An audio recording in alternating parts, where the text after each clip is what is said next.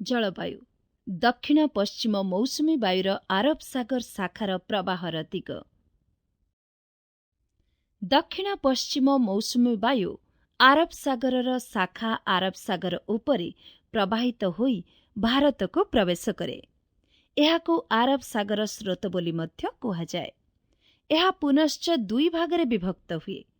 गोटिए भाग पश्चिम घाट पर्वतमाଳାରେ बाधाप्राप्त होई तार प्रतिबात अंचलरे 250 मिलीमीटर वर्षा और अनुबात अंचलरे 50 मिलीमीटर वर्षा कराई थाए।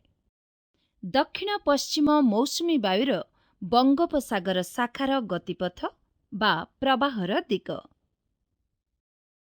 आरब सागर शाखार आउ एक भाग सौराष्ट्र और कच्छ उपकूल देई पश्चिम राजस्थान और दिल्ली आड़कू प्रवाहित होइथाए।